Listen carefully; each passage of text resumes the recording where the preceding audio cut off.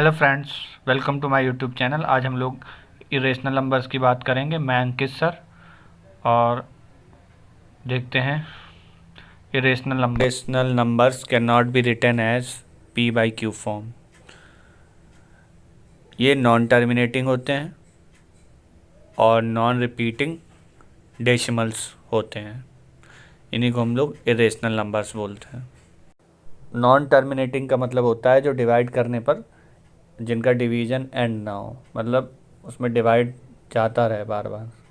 और non repeating का मतलब है डिवाइड देने पे जो क्वेश्चन आता है उसमें नंबर्स रिपीट ना हो।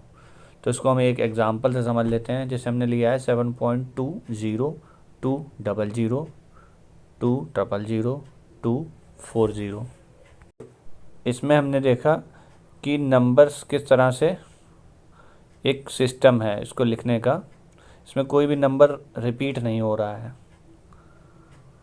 दूसरा एग्जांपल ले रहे हैं हम लोग 1.10 110 100 थर्ड एग्जांपल देख रहे हैं आप लोग। इसमें मैंने 000 000 लिया है। इस तरह से ये नंबर्स एग्जांपल लिखा है। अब नेक्स्ट ले रहे हैं √2 √3 √5 √6 √7 and √8 √10 are also irrational numbers. ठीक है। और एक्सेप्ट परफेक्ट स्क्वायर्स, जैसे √4 की वैल्यू 2 होगी हमारी, तो ये इरेशनल नहीं, ये रेशनल हो जाएगा। √9 इसकी वैल्यू 3 होगी, √16 की वैल्यू 4 होगी, तो ये सारे रेशनल नंबर हो जाएंगे हमारे। ठीक है। √4 की 2 है, √9 की 3 वैल्यू है, √16 की वैल्यू 4 है, तो ये सारे रेशनल हो जाएंगे।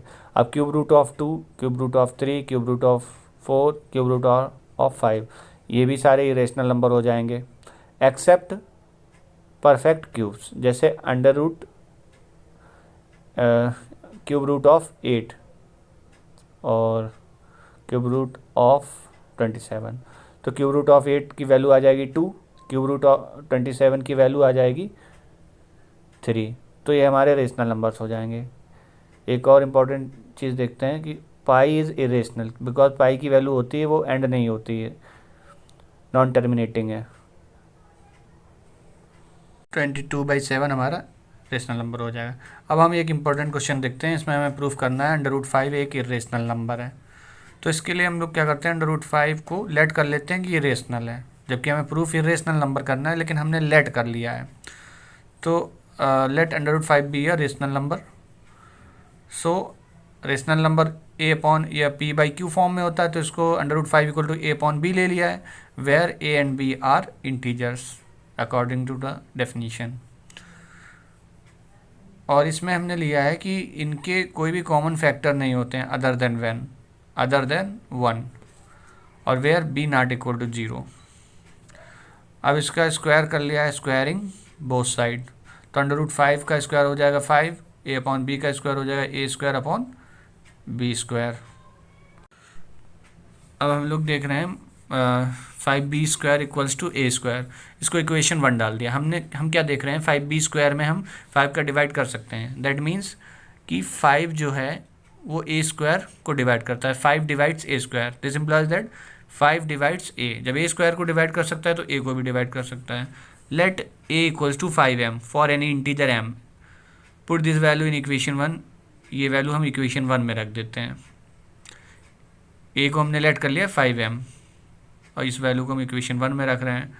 हमने देखा जब इक्वेशन 1 में रखा है तो 5b² इक्वल्स टू 25m² आ गया, फिर b² इक्वल्स टू 5m²। 5 का यहाँ डिवाइड लगा दिया है, तो this implies that 5 divides b² and 5 divides b। thus अब हम लोग क्या देखते हैं कि 5 is a common factor of a and b, but this contradicts मतलब ये विरोधाभास हो रहा है, मतलब यहाँ पे अपोजिट चीज़ आ रही है। जो हमने फैक्ट लिया था that the fact a and b have no common factor other than 1, हमने वहाँ पे बोला था कि कोई भी कॉमन फैक्टर नहीं है a और b का, बट यहाँ पे 5 इसका कॉमन फैक्टर है। सो अवर एजम्पशन इज़ रॉन्ग। एजम्पशन मतलब है हमारे जो हमने माना था वो गलत यहाँ पे हो रहा है। That √5 is a rational number. हम √5 को रेशनल नंबर लेके चले थे, बट यहाँ पे नहीं हो पा रहा है। This implies that this is a irrational number. Thanks for watching. कोई डाउट हो तो आप इस नंबर पर कॉल कर सकते हैं।